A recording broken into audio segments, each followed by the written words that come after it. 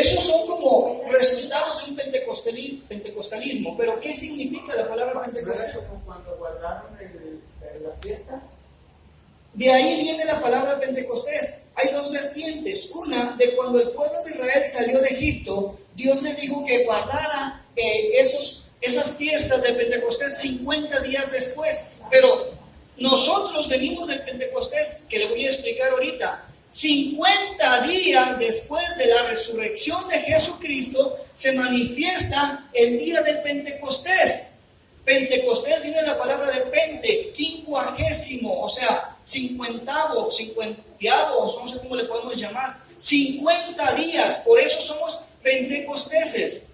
50 días después de que Jesús resucita, viene este hecho importante. Vaya a Hechos capítulo 2, versículo 1 al 47, no lo vamos a leer todo, pero vaya a Hechos 2, 1.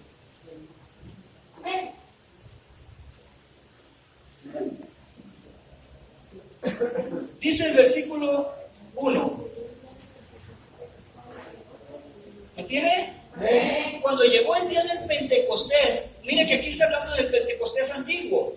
Cuando llegó el día del Pentecostés estaban todos unánimes y de repente vino del cielo un estruendo como de viento recio que soplaba, el cual llenó toda la casa donde estaban sentados. Y se les aparecieron lenguas repartidas como de fuego, asentándose sobre cada uno de ellos, y fueron todos llenos del Espíritu Santo y comenzaron a hablar en lenguas y según el Espíritu les daba que hablasen. Fíjense bien. Ahora, regrese un poquito al capítulo 1, versículo 8. ¿Lo tiene? Pero recibiréis poder cuando haya venido sobre vosotros el Espíritu Santo y me seréis testigos en Jerusalén, en toda Judea, en Samaria y hasta lo último de la tierra. Cuando esta promesa de Jesús es hecha a los discípulos, se cumple en Hechos 2 y es el pueblo revestido del Espíritu Santo y empieza a predicarse el Evangelio de Dios. Se empieza a predicar, nace la iglesia cristiana, aunque en ese día se llamaba la iglesia apostólica. La iglesia apostólica es porque los apóstoles empezaron a predicar el Evangelio de Dios y empieza a propagarse por todos lugares. Allí es donde nace usted como cristiano. El nacimiento de su religión, que muchos le llaman religión, que nosotros es una práctica, nace el día del Pentecostés. Pero no llega hasta que más adelante. Nuestras bases del cristianismo son estas, miren. La primera y la mayor era el carácter mesiánico de Jesús. Cristo y Mesías significa la misma palabra, redentor. Cristo es redentor, Mesías es redentor. Redentor es que redime nuestros pecados, los borra. Esa palabra, solo que en diferentes idiomas, es la primera base de los apóstoles. La segunda es la muerte y resurrección de Jesús. Su doctrina se basa ya en la muerte y resurrección de Jesús. Ahora, a lo mejor muchos de ustedes no lo saben, pero nuestra esperanza está en que Jesús va a venir nuevamente por su pueblo. ¿Alguien sabe eso? Entonces, nuestra esperanza es de que Jesucristo se va a presentar. Y vea usted lo que dice en Hechos 1:9.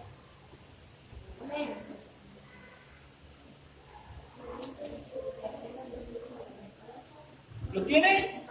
Habiendo dicho estas cosas, viéndolo ellos, fue alzado y le recibió una nube que le ocultó sus ojos.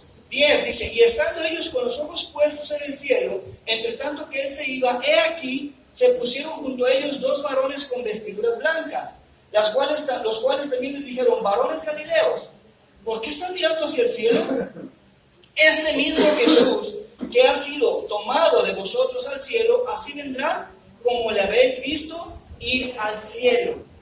Entonces, estos ángeles se paran enfrente de los apóstoles directamente y les dicen, ¿por qué miran al cielo? Y les prometen lo que Jesús ya había hablado. Dice, este varón que está ascendiendo o que ascendió al cielo, así mismo vendrá, va a venir por nosotros. Esa es la segunda base de nuestra doctrina. La tercera base de la doctrina, es decir, que ascendió al cielo y solo está esperándose el tiempo para que nosotros seamos o levantados o resucitados. Porque la palabra de Dios dice también que nosotros seremos Los que estemos vivos y venga Jesús seremos arrebatados, levantados. Ya no vamos a morir, dice, no precederemos a los que durmieron. Entonces nuestra base es la misma que la de los apóstoles. No se ha cambiado ni un ápice, ni una letra, ni un acento. Vivimos como ellos dejaron establecidos, porque Jesús se los dejó a ellos. Amén. En el siguiente punto, las columnas que nosotros tenemos desde el principio, ciertamente una es Pedro. Pedro nunca fue papa. Nunca fue papa. Pedro, cuando le dijo el Señor, ellos equivocan una frase donde dice: Pedro, tú eres la piedra y sobre esta piedra edificaré mi iglesia. Fíjese la diferencia. En esas dos palabras, la palabra piedra, cuando le dice a Pedro, es Petros. Y la palabra roca se escribe diferente en el griego y ahí la traducen como igual. Jesús dijo: tú eres la piedra. Sobre esta roca edificarás mi iglesia. Es decir, usted, yo y Pedro, todos somos piedras. Somos piedras de construcción en la edificación del reino de nuestro Señor. Nosotros ahí estamos formando parte. No somos la roca de la salvación. Jesucristo es la roca de la salvación. Que esto quede bien claro en nosotros. No es cierto que Pedro fue el primer papa. El papa fue un invento humano. Nunca en la Biblia usted va a encontrar el nombre de papa. Estas bases que el Señor dejó, Pedro, Pablo y Santiago, fueron tres bases importantes para que siguiera el Evangelio de Dios. Pablo escribe 14 cartas. Cartas que son un dolorcito de cabeza para muchos de nosotros, amén.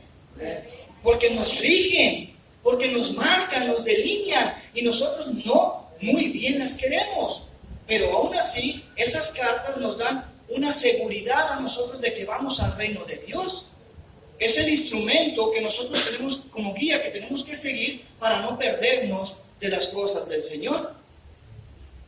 Entonces, vamos a la siguiente diapositiva. Ahí es donde quiero llegar. ¿Por qué? Miren, quiero explicarle un poquito antes. Después de la iglesia del Pentecostés, la iglesia es perseguida. En los años del 50 en adelante, la iglesia sufre una persecución terrible. Los emperadores romanos querían exterminar al cristiano. Fíjese que yo le voy a hacer una diferencia, ponga mucha atención. El católico se hace llamar cristiano. Ahí le va la diferencia. Después de que la iglesia es perseguida y mataron a muchos cristianos y quisieron quemar las escrituras, viene un hombre que se llamaba Constantino, que fue emperador romano. Este Constantino tiene una lucha y gana el puesto de emperador con una guerra en la cual él tiene un sueño. Este era el sueño que él tuvo. Él vio una cruz resplandeciente y unas palabras que él decía: con esta señal vencerás. Usted puede creer, y a partir de eso, él pone como principal religión al cristianismo. Usted puede creer que fue una bendición para el cristianismo, porque deja de ser perseguido el cristianismo. Se empieza a adorar con libertad y puede cualquiera llamarse cristiano, ya no lo persiguen. Pero pareciera que esto es una bendición, pero no fue una bendición. En el tiempo que los cristianos fueron perseguidos, fueron esparcidos, y en ese esparcimiento llevaron el evangelio a todos lugares. Cuando se centra el cristianismo en Roma, o cuando se centra después de Constantino permite que se empiecen a meter imágenes a las iglesias. Año 300 después de Cristo. Empieza a corromperse el cristianismo. Entonces viene lo que en un principio se llamaban metropolitanos, que empezaron a regir a los que gobernaban la iglesia. Es decir, había muchos sacerdotes, pero ¿quién iba a manejar a los sacerdotes? Nacen los metropolitanos. como no se entendían muy bien las cosas, surgen de ahí los patriarcas. Y uno dijo, es que alguien tiene que manejar también a los patriarcas y a toda la iglesia. Surge el papá, no papa. Papá se llamaba él. Papás, no papas. Posteriormente le cambian el nombre a papas. El papa fulano y el papa mangano. Toda esta trayectoria de mentiras empieza después del año 300 de Jesús. Empieza a perderse. Miren, si usted ve la historia, del año 70, después de una guerra muy fuerte contra Roma, en adelante, usted ya casi no ve historia cristiana. Pero después del año 300 para adelante, usted encuentra la historia más nutrida. Entra el catolicismo al mundo, tal y como lo conocemos. El catolicismo se hizo llamar así porque significa una religión universal, que así la declaró Constantino. Pero nunca fue un beneficio. Más bien empieza la corrupción y la gente empieza a hacer lo que bien le parecía. ¿Por qué? Porque había libertad de hacer lo que quisieras como cristiano y empiezan a meter en las iglesias y a adorar gente, ya no a Dios, gente que había hecho cosas buenas. Aquí tenemos a San Timoteo y a San Doroteo y santos tantos que inventaron, que empieza la corrupción en grande. Ahora, más adelante, ese fue el resultado. Ese fue el resultado de esa corrupción. Muchos tienen a Constantino como un santo, San Constantino, pero no tiene nada de santo. San Constantino hizo su riqueza en base a la asociación que se hizo la religión con el Estado. Y nosotros todo eso no lo entendemos aún. No hemos profundizado por qué nos afecta. Fíjese, más adelante podemos ver también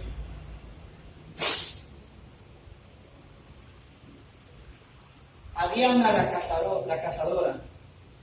¿Ha visto esa imagen? ¿Sabe de dónde proviene Diana la cazadora? Mire, un poquito después de todo esto que le estoy hablando, en el 313, Constantino empieza a meter ese tipo de adoración y empiezan a meter santos e imágenes que ya venían de otras tradiciones y empezaron a relacionarlas con las tradiciones nuevas. En el año 324, este hombre, Constantino, proclama la religión cristiana católica como oficial, o sea, ya la religión romana. Ya no era la religión de los israelitas, ni era la religión de Cristo, era religión romana. ¿Por qué? ¿Sabe por qué usted escucha? Católica, apostólica y romana. No es una iglesia cristiana, es una iglesia romana, instituida por ellos mismos. En el año 405 empieza toda esta corrupción de las imágenes y empiezan a suplantarse algunas imágenes. Por ejemplo, ellos cambiaron la diosa Venus por la María. Sustituyeron a la madre de Jesús como una diosa o como una forma de adoración en lugar de estas que adoraban ellos antes. La Venus era un símbolo de fertilidad para los romanos y los griegos. Pero con la nueva religión ya no queríamos a la Venus. ¿Qué les parece si nos la cambian por alguien más significativo? La Madre de Dios. Qué sorprendente, ¿no? Eso es interesante. La Madre de Dios. Pero el sentido literal de la palabra se descompone totalmente. ¿Por qué? Porque Dios, siendo el creador de todas las cosas, ¿cómo iba a tener una madre? Entonces debió haber empezado el mundo con la madre de Dios, no con Dios. Debió haber empezado la madre de Dios y de ahí paría a Dios y de ahí Dios hacía el mundo. Pero no fue así. Resulta que María, la que supuestamente pone a Dios como madre de Dios, nace miles de años después de la creación del mundo.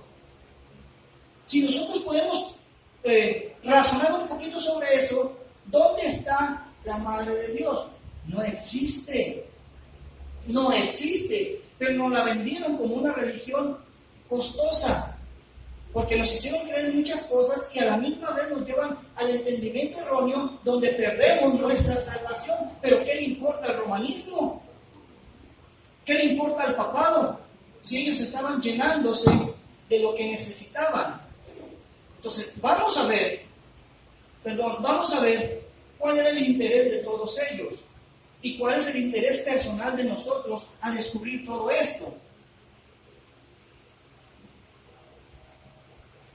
La peor perversión ocurre el 31 de marzo de 1515.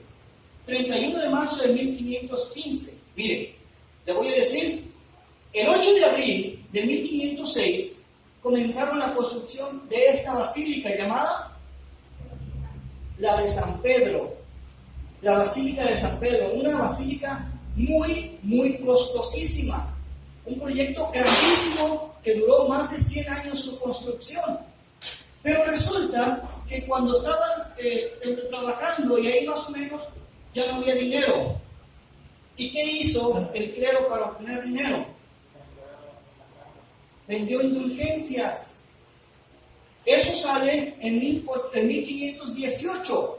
Esta fecha, 31 de marzo de 1515, 31 de marzo de 1515, un hombre llamado, o que se llama Papa León X, le dice a un emisario del ve y ofrece indulgencias con el logo que tenía presente diciendo: a la medida que tus monedas hacen ruido en el arca del dinero, a esa misma medida tus muertos salen del purgatorio.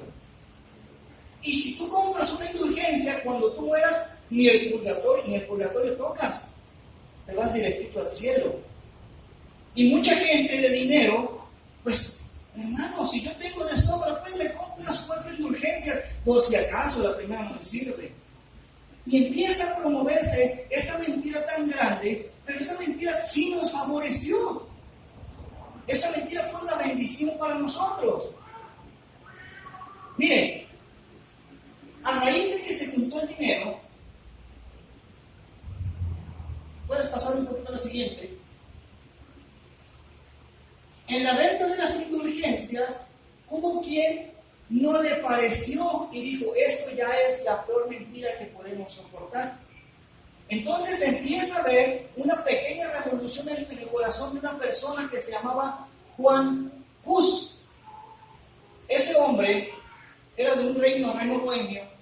Ese hombre empezó a inconformarse porque dijo: ¿cómo yo voy a llegar al cielo por medio de un pagareo, de un papel que me puedan dar? Y empieza a inconformarse. Este hombre llamado Juan Hus, le voy a dar un poquito la relación de este hombre.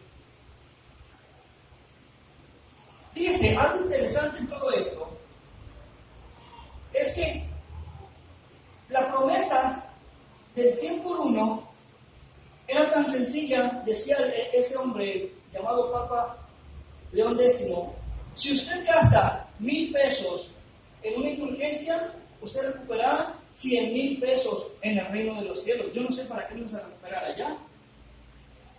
Entonces la gente empieza a comprar ese tipo de indulgencias y empieza a generarse una riqueza grande en el sistema papal. Y continúan con su construcción. Y cuando viene este asunto de las indulgencias, empiezan a comprarlas y empieza mucha gente a comprar ese tipo de salvación falsa. Entonces nace este hombre llamado Juan Hus. Este hombre empezamos a ver que surgen ciertas características como las podemos ver hoy. Es decir, la reforma empieza con las mentiras del purgatorio, con las mentiras de los rezos a los muertos, con las mentiras de los rezos a los santos, con las mentiras de las confesiones de pecados a los sacerdotes y las mentiras de las absoluciones sacerdotales, las mentiras de la transustanciación. ¿Alguien sabe qué es la transustanciación?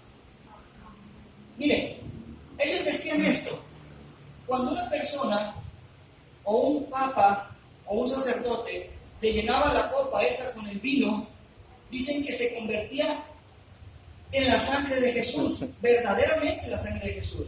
que el sacerdote estaba tomando la sangre de Jesús. Y la hostia que ellos dan, que era la carne de Jesús, ciertamente. Esto es un símbolo. La iglesia apostólica nos enseña que esto es un símbolo solamente. Dice Jesús, hagan esto en mi memoria nada más. Nunca se va a convertir en la sangre verdaderamente, ni se va a convertir en el pan verdaderamente. Es un símbolo que nosotros hacemos en representación de obediencia a Jesús. Mas ellos lo hacen ver como si verdaderamente fuera la sangre. Entonces Juan Cruz dice, esto no es cierto. Están engañando a todas las personas. Ahora, estas mentadas como les dije ahorita, indulgencias aún siguen vigentes. Aún siguen. Si se le muere a alguien, pague unas cuantas misas. ¿Cuánto le cuesta la misa? A lo mejor, no sé, 500 pesos. Hace mucho yo me quería casar, no hace tanto pues. Y llego a una iglesia y le digo, oiga, es que me quiero casar, déjeme ver cómo están las cosas. Ya checó ahí y dice, sí, le salen 500 y tantos dólares. ¿Qué? Dije yo. ¿Casarme? 500 y tantos dólares. No, sí, ¿qué es esto? ¿Qué es esto? No, mejor soy un soltero. Aún se siguen vendiendo estas. Si tu muerto era muy pecador, necesitas muchas misas, No es una solamente. Se tienen que aventar 9 misas y después de esas 9, una cada cierto tiempo. Hace días, pues ustedes saben que mi padre murió no hace mucho y el otro día mi mamá platicaba pues que le iban a hacer una misa. No, a mi tía, yo tenía años, le dije, mamá, ¿aún todavía no sale del purgatorio? Me vio nomás, bueno, es que ya lleva 11 años muerta y le siguen. ¿Cuánto se ocupa? Fíjese que nosotros hoy Dios nos abrió la mente y podemos entender que esa mentira no tiene efecto en nosotros, para nada, absolutamente. Apocalipsis capítulo 20 dice, y los libros fueron abiertos y los muertos fueron juzgados según lo que estaba escrito en esos libros, según sus obras. Pero ellos siguen vendiendo ese tipo de indulgencias para tus muertos o para todo lo que tú necesites. Cara, si eres de billetes y tu muerto fue un pecador, aviéntate varias misas caras y entre más caras, más pronto lo sacas. ¿Eso dicen de verdad? Las mentiras de que Pedro fue papa, eso no es cierto tampoco. Y tampoco lo aceptaban ellos. Tantas mentiras que han llevado a los sacerdotes a hacer del Evangelio de Dios una mercadería. Mire, no es nuevo, porque eso lo voy a decir. Vaya usted al Evangelio según Juan, capítulo 2.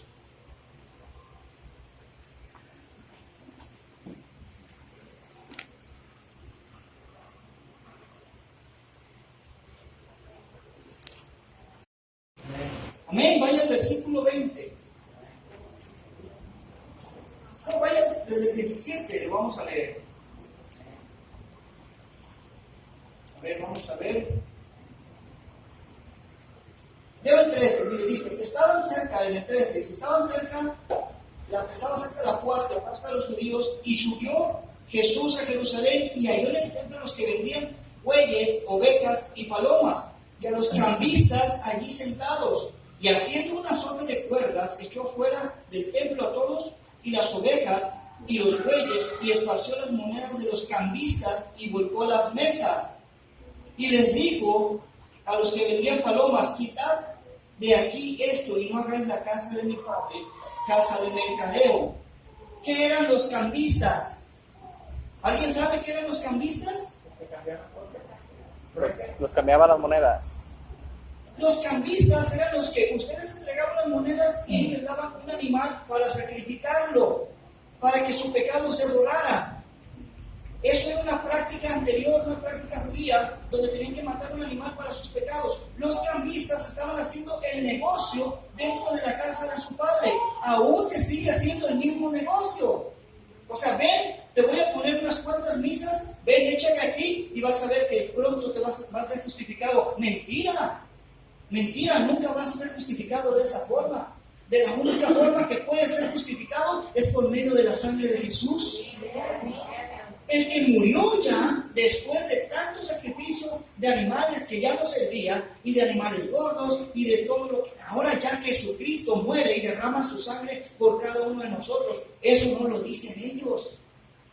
Ellos dicen, ven por tu misa, ven por tu rosario, ven por tu indulgencia, te vas a librar.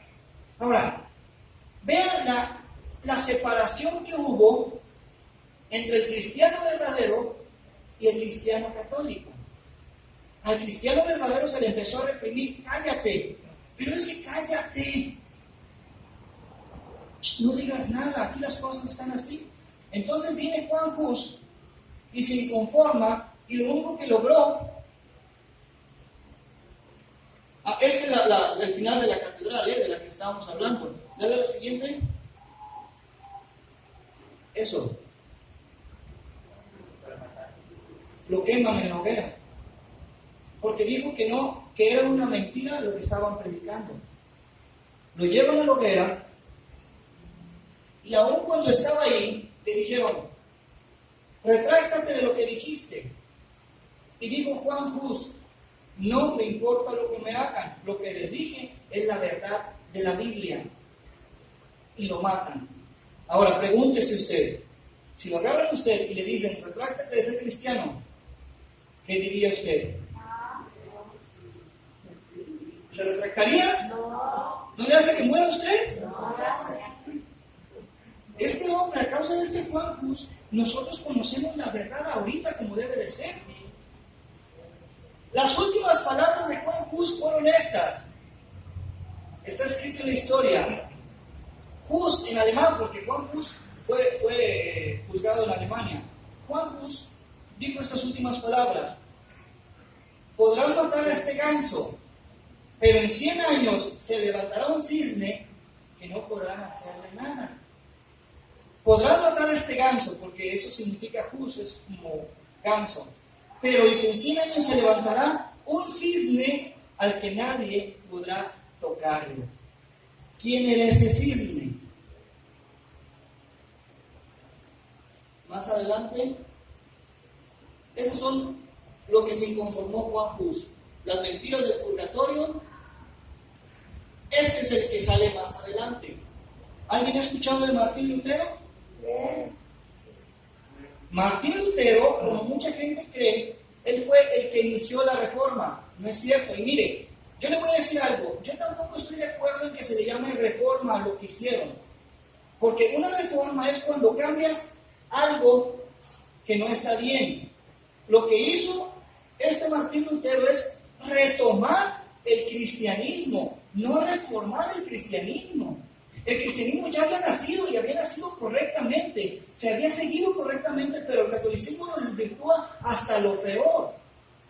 Lo hace su fuente de negocios, lo hace su fuente de perdición, lo hace la fuente de la perdición de los demás. Y viene entonces Martín Lutero y retoma el cristianismo. Cuando Martín Lutero se inconforma, ahora lo curioso de todo esto es que Martín Lutero era un católico. No era otra cosa, era un católico. A quien le dieron un monje católico, a quien le dieron acceso a las escrituras.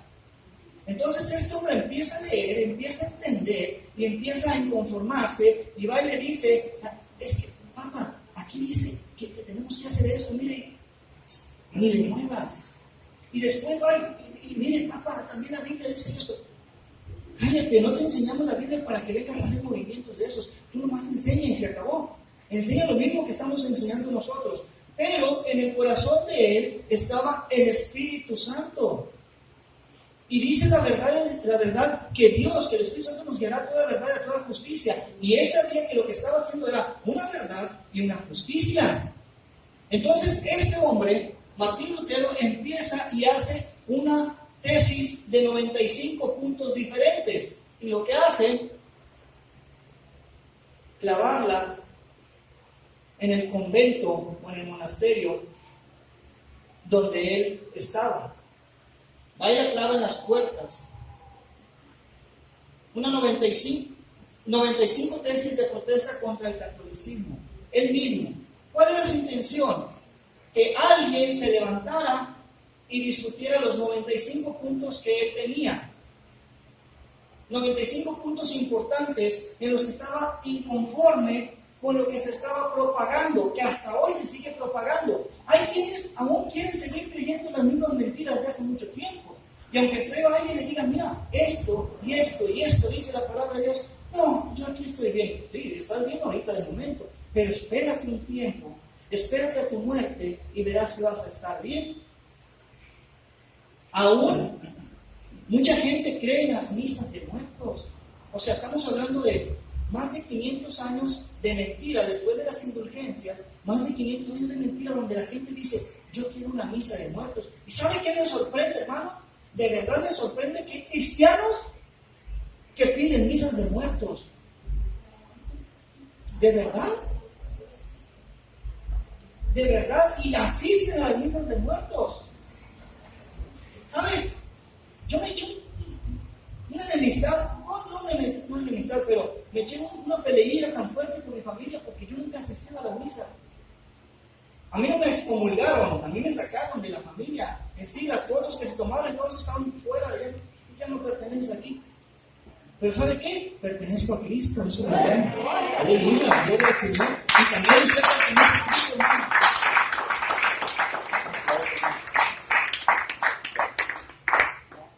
¿Por qué usted es un protestante? Dígame. Porque no estamos de acuerdo con las mentiras.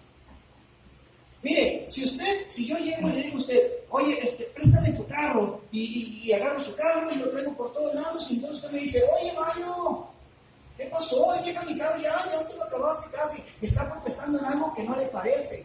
Nosotros protestamos todo ese tipo de mentiras. Hasta la fecha seguimos protestando esas mentiras. Entonces, usted no se ofenda porque le dicen protestante. Tú eres protestante. Gloria a Dios, soy protestante. Lo soy. Eres un hermanito separado. Claro, separado del pecado y de la mentira. Claro que soy separado. ¿Sabe usted lo que significa santo? Apartado. Eso significa santo, apartado. Entonces, usted nunca diga que no es apartado. Sí, soy apartado para el Señor. Él me apartó, Él me tiene ya seleccionado y puso mi nombre en el libro de la vida. Aleluya, gloria al Señor. ¡Qué calma!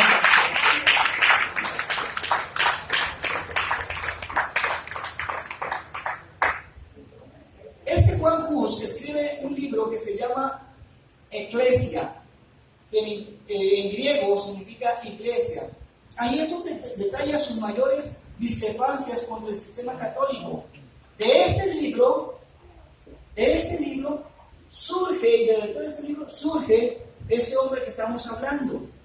O sea, él no fue verdaderamente el reformador del catolicismo, sino fue el que siguió la reforma por medio de Juan Hus, en el cual nosotros salimos beneficiados. Por eso les decía que las indulgencias sí sirvieron de bendición para nosotros.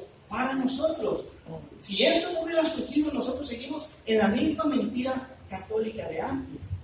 Imagínense 500 años más de mentira. Ahorita ya no fueran indulgencias, nada, ya fuera también un pago mensual para que de pronto llegues al reino de Dios.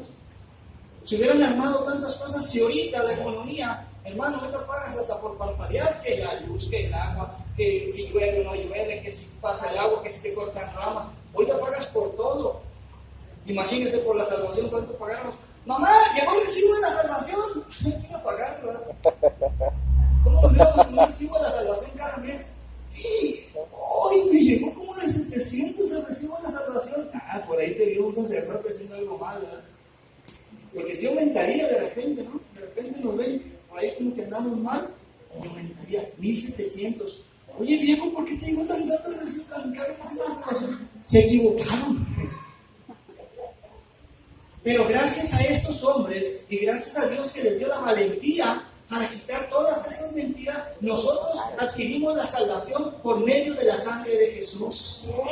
Aleluya, gracias a Él, gracias a que el Señor nos usó. Nos dejamos de tantas mentiras, de tantas indulgencias y esas catedrales tan caras no son necesarias, hermano. Porque si usted oye la palabra de Dios, así sea abajo de un árbol, usted está glorificando al Señor. No se ocupan esas catedrales tan caras. Lo que se ocupa es un corazón dispuestos para la palabra de Dios, hermano. Mire, me conmueve a mí cuando veo en África los hermanitos africanos, hermano, que van y se gozan debajo de una cabañita casi cayéndose, pero los ven tan contentos a ellos porque glorifican a Dios. Y yo veo así videos por ahí, misas, donde allá todo, soy hasta hueco, parece fúnebre, no se siente el Espíritu de Dios. Y yo veo iglesias, hermano, que, bueno, son llamadas iglesias, porque aunque no exista el templo, la iglesia somos nosotros, que hay una viveza del Espíritu Santo, porque la gente cristiana vive en el Espíritu. Esa es la victoria del cristiano. No vives una religión, vives una comunión con el Padre, el Hijo y el Espíritu Santo. Aleluya.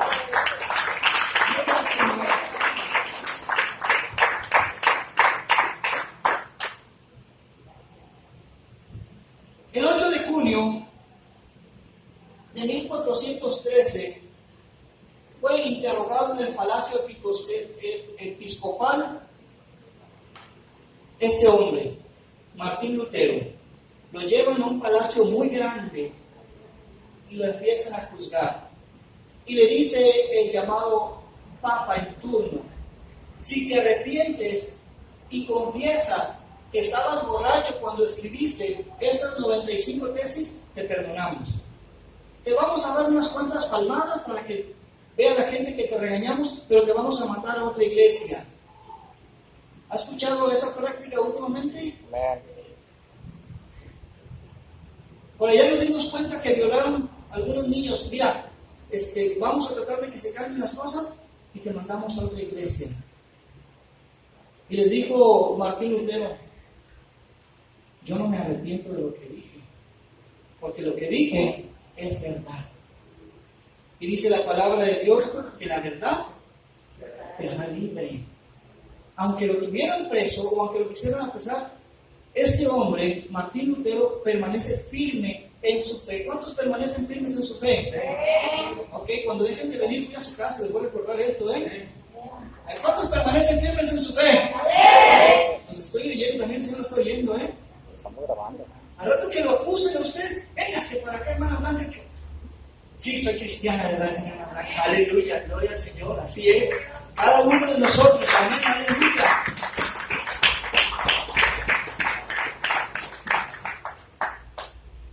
Martín Lutero finalmente se levanta y lo mandan a él a una sesión en donde sale una bula.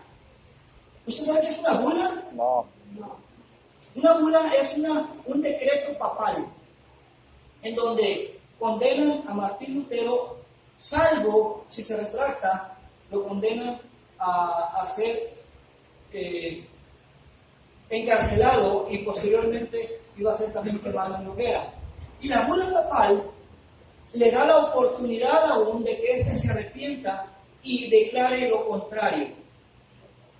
Y le voy a decir lo que dijo Martín Lutero. Agarra ese libro que le dieron para que se arrepintiera de sus hechos y dice: como tú, libro ateo, has agraviado y profanado al santo del Señor, así te ofenda y te queme la llama eterna. Esas fueron sus palabras. A ti, le dijo el libro ateo, como has ofendido al santo del Señor, así te ofenda y te quemen las llamas eternas. O sea, en otras palabras le dijo: no quiero nada de lo de ustedes. Pero pudo haber corrido la misma suerte, solo que él estaba protegido por la realeza. Fíjese cómo se cumple lo que dice Juan Hus. Dice: pero en 100 años se levantará un cisne que no podrán tocar. Y Martín Lutero muere de viejo. No lo matan a él, muere de viejo, muere de una enfermedad. Lo persiguieron, lo quisieron matar. Pero hubo un hombre que se llamaba, aquí tengo apuntado su nombre, un hombre que se llamaba No recuerdo cómo se llamaba, pero sí se llamaba. Ahorita lo vamos a encontrar. Yo quiero primeramente leerle algo que dice. Esto fue lo que le dijeron a Martín Lutero en esa reunión. Y Martín Lutero contestó y dijo, que se me convenza mediante testimonios de las Escrituras y claros argumentos de la razón, por lo que no creo ni al Papa ni a los concilios, ya que están demostrando que a menudo han errado, contradiciéndose a sí mismos, por textos sagrados de la Escritura que he citado. Estoy sometido a mi conciencia y ligado a la palabra de Dios, por eso no puedo ni quiero retractarme de nada de lo que he dicho, porque he de hacer algo en contra de la conciencia no es seguro ni saludable. De acuerdo con la tradición, Lutero entonces dijo estas palabras: no puedo hacer otra cosa, esta es mi postura y que Dios me ayude. Federico el Sabio, que es el hombre que te quiero decir, Federico el Sabio envía secuestrarlo. Curiosamente, lo secuestra y lo envía a un castillo donde lo protegieron. Eso que parecía un secuestro fue la salvación de Martín Lutero. Y dura un año en ese castillo y entonces traduce las escrituras de los textos originales al alemán. De ahí posteriormente se traducen al inglés, se traducen al griego, al español, se traducen a todos los idiomas. Es como nosotros conocemos la Biblia. Fíjense la historia que nosotros podemos conocer de nosotros mismos. Empiezan a traducirse las Biblias que en esos años del 1500 o 1600 era un pecado casi mortal que tú tuvieras una Biblia en tu casa. Y aún así las Biblias se traficaban. Es decir, escondidamente se llevaban y las podían comprar, y las podían guardar. Si alguien era encontrado con una Biblia, era acusado de hereje. Hasta el año de 1914, 1915, fíjense, ya casi nuestra era. En 1915 todavía se seguían matando gente por la Santa Inquisición porque les hallaban Biblias. Usted está bien tranquilo ahorita, saca su Biblia y hasta la puede traer en la calle así cargando un puño de Biblias, pero hace muchos años no se podía hacer eso. Ahora, hay países, hermano, donde no puede portar una Biblia. ¿Y saben qué hace la gente? Se come las hojas de las Biblias. Cuando viene una revisión y alguien estaba leyendo la Biblia porque arrancan hojas y es lo que comparten entre ellos, viene una revisión y se las comen. Imagínese usted que lo oye una Biblia de esta para comerse cuando, ¿eh? Pero así ha sido el cristianismo. Así ha sido el ataque herético de las otras religiones, casi 4,000. Por eso la apologética nos llama a defender lo que verdaderamente conocemos. Pero ¿cuántos estaríamos dispuestos a defender tu cristianismo que nació en el Pentecostés? Tú no eres nuevo, hermano, que no te vengan con el cuento de que no, es que tu religión nació hace poco, no sabes. No sabes tú. Yo no vivo ninguna religión. Mi práctica cristiana nació en el tiempo de Pentecostés y yo fui nombrado cristiano en el 50 después del nacimiento de Jesús. Aprendan esas fechas, porque usted de esa forma usted va a poder defender que usted recibió la salvación por medio de Jesús, como los apóstoles también. Usted no es ningún reformado. Usted practica las enseñanzas desde un principio, es decir, las enseñanzas sanas. Lo que hicieron ellos es volverlo a usted y volverme a mí a las enseñanzas sanas del Evangelio de Dios. Así es de que, ¿hay alguna pregunta? No. Porque no era predicación, era una enseñanza. ¿Se aprendió algo, hermano? ¿Amén? Yo lo veo como con muchas dudas, pero yo ahorita saliendo de aquí voy a apagar mi teléfono, ¿eh? Hay una explicarte ampliamente correctamente.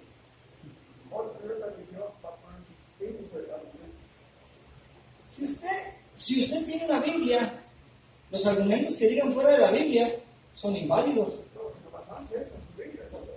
No, en la Biblia, la única que existe. Porque el católico tiene la misma Biblia que usted tiene. ¿Sí? Pero la verdad, explicarla ha sido la verdad. Sí, lo que pasa es que si a mí me conviene desvirtuar las escrituras por algo, pues mucha gente les va a desvirtuar y va a decir que esto no es real, que esto es de esta Hay forma. una pequeña duda. Ajá. Y luego ya lo hemos dicho y a veces los días que se daba no dice nada con madre capitán. Pero yo quiero llegar al fondo de conocer la verdad. Y me parece muy bien lo que habla de esto, los bíblicos. Me gustaría oír otros. Bueno, usted puede ir al catolicismo, pero va a ver lo que ya conocemos también. No lo explica. ¿Por qué? Porque al explicarlo llegaríamos al principio de las cosas y ahí ya no me conviene que la gente lo sepa. Bien, quiero concluir con esto. Tu nombramiento de cristiano no es de ahora. Tu nombramiento viene desde el año 17 después de la resurrección de Jesús. Por si usted no lo sabe, porque tampoco, si uno no sabe, hermano, tampoco lo puede enseñar. Que no le digan que su religión nació hace 493 años. Ni siquiera usted tiene religión, usted tiene a Cristo en su corazón y su fe tiene un fundamento, Jesucristo, y ese fundamento data del año 33 de nuestra era. Tendremos también esta responsabilidad nosotros de verdaderamente guardar este libro que nos cuesta 300 o 400 pesos, pero que dentro de una historia de sacrificio, una historia de muerte, una historia de esfuerzo y una historia de tantas cosas que nos son beneficiosas hoy, pero que no sabemos cuánto se pagó por este libro. Así es de que verdaderamente usted no se sienta pequeño cuando le dicen protestante. Usted diga, soy protestante. Glorifico el nombre de Dios porque soy protestante, y hermanito, y aleluya, y atalaya, y todo lo que me quieras nombrar, pero soy un hijo de Dios y mi nombre está escrito en el libro de la vida. Póngase de pie, vamos a orar para despedirnos. Vamos a pasar a la ofrenda. Póngase de pie. Vamos a orar por esta clase que tuvimos